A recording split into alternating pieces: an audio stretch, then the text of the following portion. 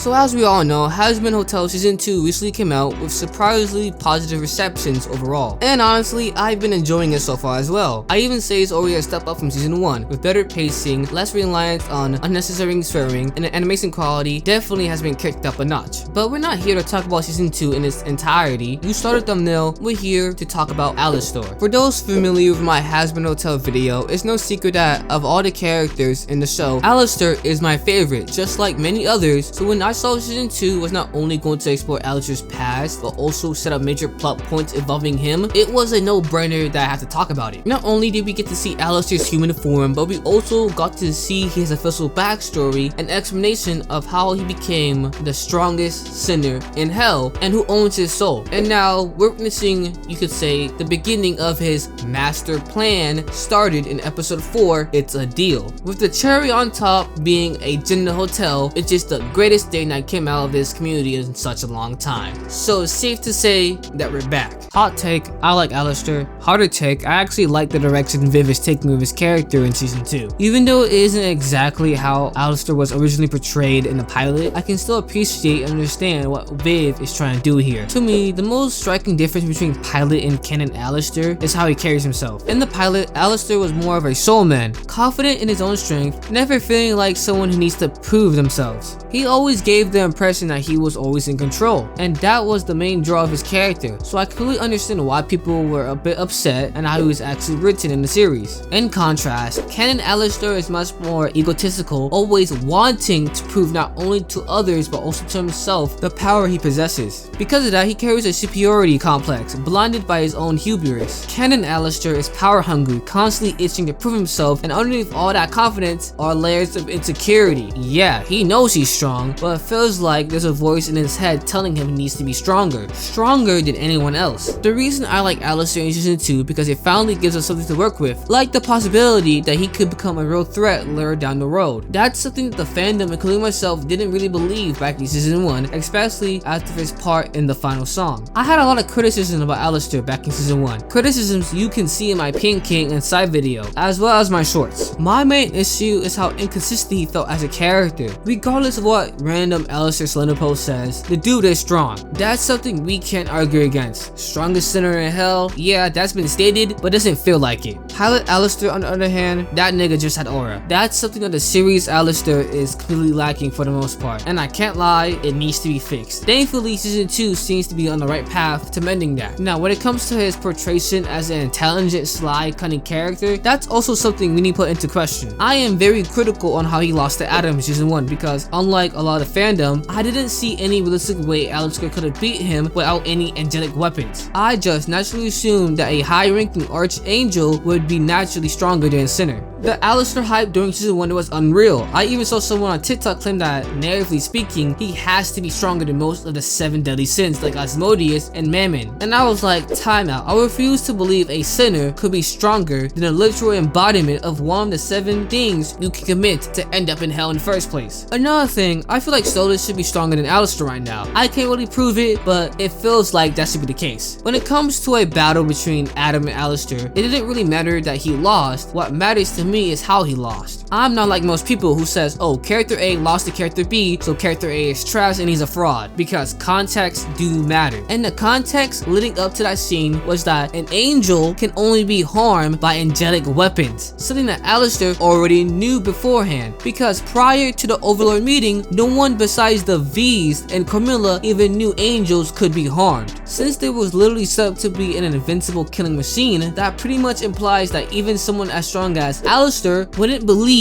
he'd be any different. We literally saw during the hotel battle, we see Alastor using the same angelic weapons with his shield to defend the hotel. So I was genuinely confused when he put up an Adam with no weapons, no strategy, and no viable win condition. The series gave us no real reason to justify Alastor going into that fight without any angelic weapons. It just made him look even dumber than he actually is, which is a major blow to any credible threat he could have posed later down the line. But let's stop yapping about the past and let's talk about new information.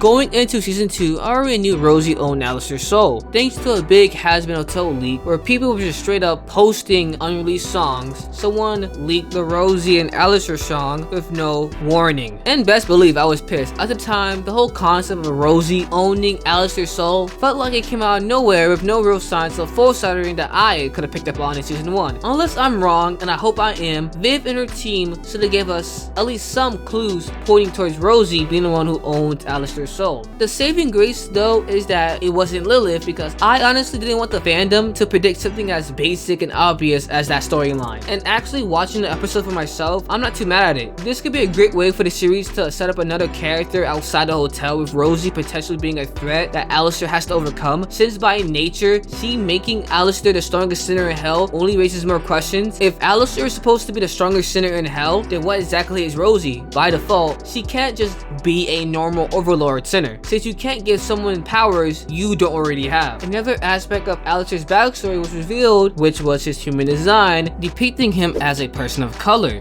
This had long been accepted in the community, but the reveal also brought some pushback, with some claiming that Viv might be a little racist for depicting a black person as being enslaved to a white woman, aka Rosie. That's an assumption that I totally disregarded. We don't know what Rosie even is, or if she even had a human life to begin with, so her race is for the most part unknown. Everyone's just assuming that she's white. After all, the act of a sinner participating in a system, giving their soul in exchange for something, is something that Alastor himself has manipulated and abused in his own rise to power. The most important reveal to me was the backstory pertaining Vox and Alastor, which directly ties into the intense reveal we witnessed in season 1, and I can't wait to see how all of this unfolds later down in the season. But since we already scraped the topic of Vox and Alastor, let's get more into their dynamic / relationship. The rivalry between Alastor and Vox was the only few things season 1 got right, balancing both the good and bad, from the first mention of the V's by Sir Pinches, which Alastor downplayed by calling them nobodies, to the song Stay Gone, one of my favorite songs from the season. The integration felt natural and narratively solid, as Alastor was using this moment to launch his return to hell via his radio broadcast, returning after 7 years to Vox's dismay. Honestly, the character interaction between Vox and Alastor was some of the best that season 1 had to offer, in my opinion. We got so much lore out of it, such as Alastor proclaiming that Vox is overly reliant on his co-partners Valentino and Velvet. We also got information that Vox wanted Alastor to originally join him, which was later confirmed in a flashback in season 2. And for the flashback in itself, I really enjoyed it, and that's what originally prompted me to make this video, because it explains so much about Alastor's philosophy. And hear me out, it actually reminds me of Aizen from Tite Kubo's Bleach. So Aizen and Alastor, you might be wondering, what could these two possibly have in common? If you're not familiar with Bleach, Aizen is, for the majority of the series, the main antagonist. He's intelligent, cunning, and basically the definition of an overpowered villain in every sense of the word. He's everything that Viv tries to make Alastor appear to be. Not literally, but contextually, since both characters are presented to be absurdly strong for absolutely no reason, with a mysterious presence about them.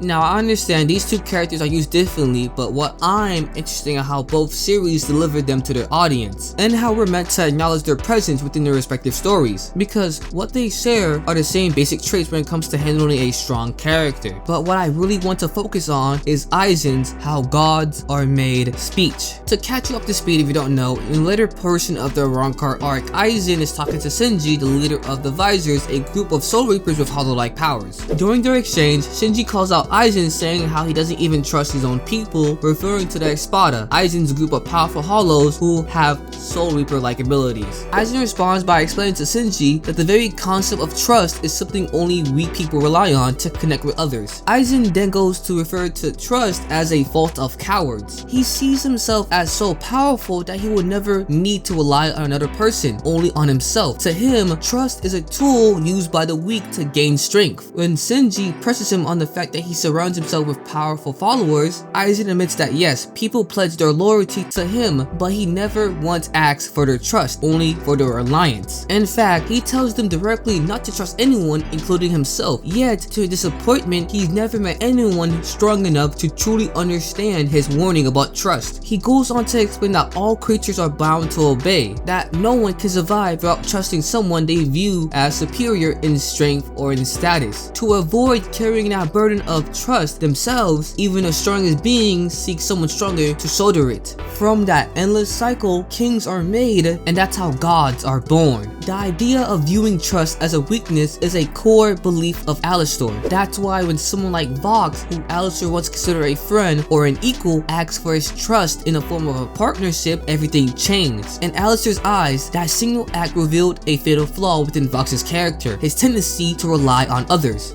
That's why in Stayed Gone, Alastor referenced Vox's partnership with his other members of the Vs, because in truth, Vox wouldn't be as powerful as he is without them. And that's the game Alastor is playing by. Working under Vox, his goal is to slowly cause a rift between the group. Every time Velvet and Valentino reminds Vox that it's supposed to be an equal partnership, Alastor pushes his buttons, provoking him to assert himself to be the de facto leader, which only fuels the tension between them. Remember, Vox's goal is to become a god, but gods aren't born from reliance on their followers or their inferiors. Gods are born from the fact that everyone relies on them. The very idea of a god is that he doesn't need us, but we need him. Our trust is what makes him God in the first place. This weakness of trust is what Alastor was trying to warn Vox about, not out of malice but out of endearment. Alastor knows firsthand the dangers that comes with trusting others, because his own deal with Rosie, the very thing that made him the strongest sinner in hell, he literally has to rely on her for power, making him a hypocrite by nature.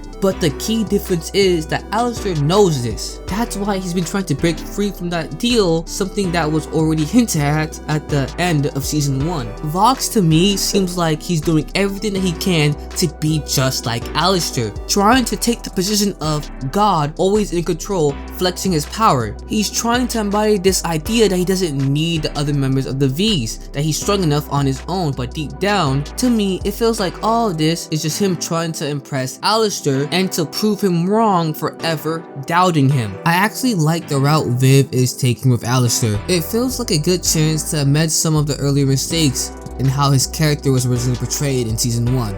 Yeah, there are still a few iffy bits like the whole Rosie owning his soul, but it's still early in the series with season 2 just getting started and what I believe will be around 4 more seasons yet to come. I think it's safe to say that I'm hopeful for the best, and honestly, I'm really invested into Alastor right now. Until next time, I'm your host Taken, and we do a little reviewing around here.